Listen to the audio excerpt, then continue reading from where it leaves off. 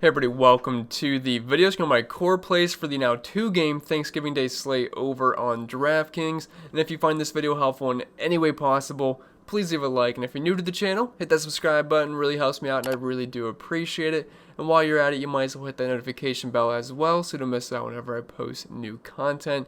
And YouTube tells me that around 50% of the people watching these videos have not yet subscribed.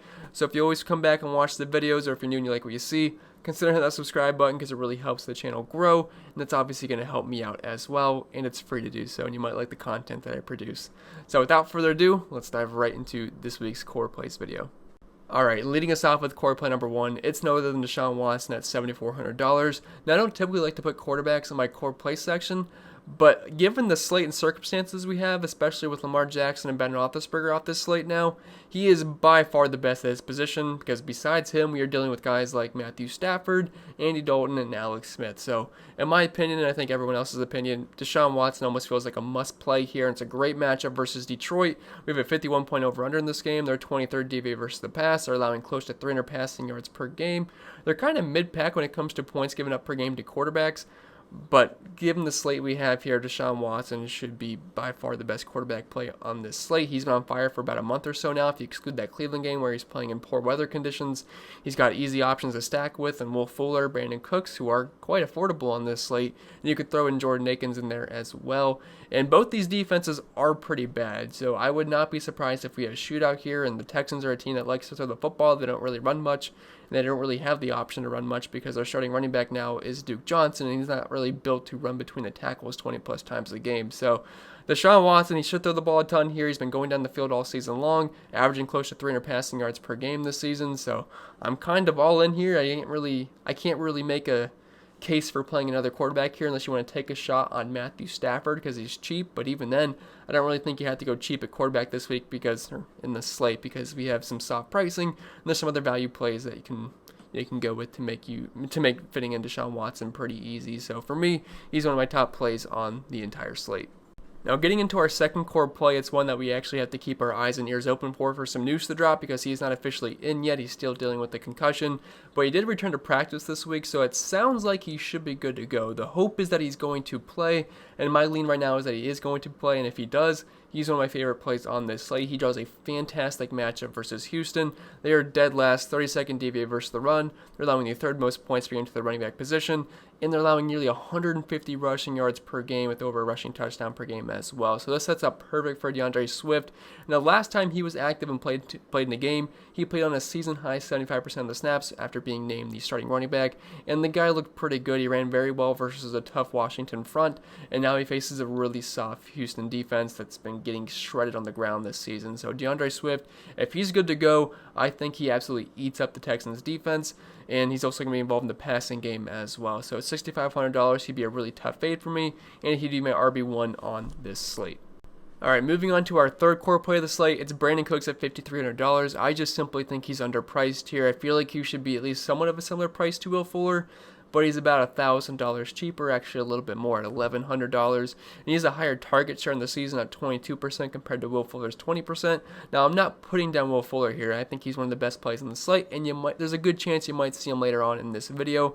But Brandin Cooks, I mean, he's my wide receiver 1 here in terms of point per dollar, because at $5,300 versus a pretty poor Detroit secondary, it's going to be pretty hard to pass him up, and he obviously makes a great pairing with DeShaun Watson. And if you want the matchup numbers specifically of how Detroit's been versus wide receivers this season, 23rd DVOA, allowing close to 40 DraftKings points per game, which is 21st in the league, and close to 200 receiving yards per game as well.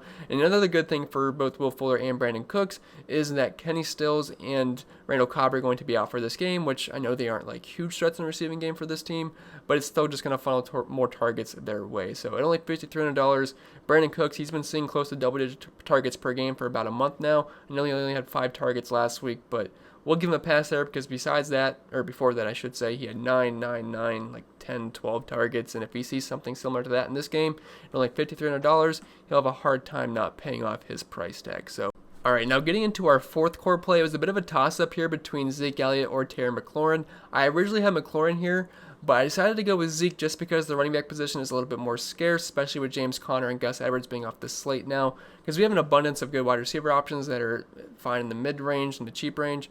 So McLaurin didn't feel like an absolute necessity for me on this slate, but he's still an excellent option. If I can fit both of these guys in, I really want to try to do that.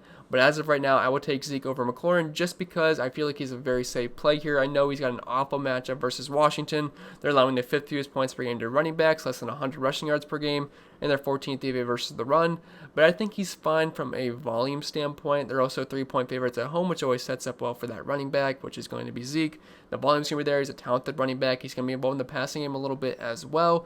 And I like his chances of finding the end zone. Again, I know the matchup is tough, but the concept of playing Zeke on Thanksgiving makes me feel pretty good about him in my lineup. I don't know, feed Zeke, it just works well with Thanksgiving, so I feel pretty good about him in my lineup, and I think he's a really nice, safe, solid play. If you want to fade him in tournaments, I think you can do that because you have guys like Antonio Gibson, or you could go the Terry McLaurin route and spend down at your RB position, like with a guy like Duke Johnson or something like that.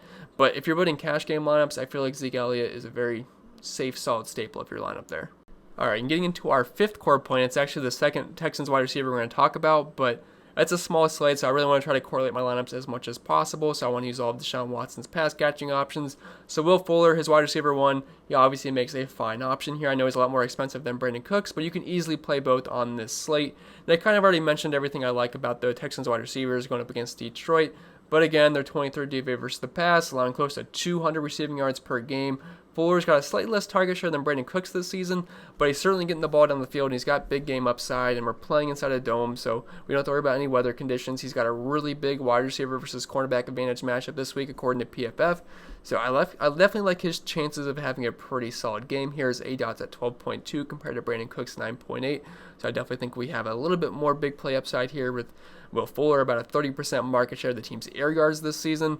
So I like his chances of having a pretty strong game. He's averaging over half a receiving touchdown per game this season, about 7 targets per game, and I definitely like this game for fantasy purposes. I think it's got a good shot of being a shootout, and he's one of my favorite options to pair up with Deshaun Watson. I don't think that's a hot take or anything, but I would not feel scared playing both in the same lineup. You don't just have to pick one and fade the other. I think you can comfortably play both in your lineup this weekend, or not this weekend, this midweek, I guess.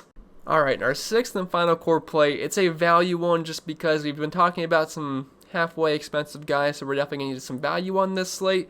And just know, it would have been Gus Edwards if that game did not end up getting postponed. But we have Jordan Akins at $2,900, and what better position to punt at than the tight end position? It's not a position that people really like to spend top dollar for. So when we can get a cheap, viable one, I definitely think it's pretty interesting, especially since he correlates well with all the Texans we're already using, and he's just another pass-catching option to pair with Deshaun Watson. So I actually think he fits our lineups quite well this week, and there's definitely some good things going for him. So last week, he had over 80 receiving yards, and he also led all the tight ends in snaps at 51% compared to Pharaoh Brown's 44% and Darren Fells' 34%. And also, we have Kenny Stills and Randall Cobb out, meaning he should be in line for some more targets like we saw last week, so it could just funnel more targets his way. And again, he's only $2,900, guys, so if he gets a couple of catches, you're probably going to be happy with the production that he gives you. And the other tight ends on this slate outside of TJ Hawkinson are not that impressive, and Hawkinson's kind of expensive at around $5,000. But then we have Dalton Schultz and Logan Thomas, and those guys really aren't that impressive. And I feel like Akins has similar, if not more, upside, and he's also below $3,000. So he's going to really open up our lineups. He's another correlation play with Deshaun Watson, so I feel pretty good about him as my favorite value play on this slate. And with that being said, guys, that's going to be it for the video. So I hope it was helpful. If it was, make sure you leave a like. And if you're new to the channel, hit the subscribe button. It really helps me out, and I really do appreciate it. If you want to follow me over on social media, I'm at ChrisPennell16 on Twitter, CPenn16 over on IG, and if you want to support the channel over on Patreon, links down below for that. And I think that's all I got to say. Hope you guys have a wonderful Thanksgiving. I am looking forward to a lot of stuffing tomorrow. I'll probably feel pretty fat on Friday, but I think it's worth it one time a year. So hope you guys have a fantastic rest of the holiday week, and I'll see you guys on the next video, which should be my first look / final thoughts video for week 12, and we'll go from there.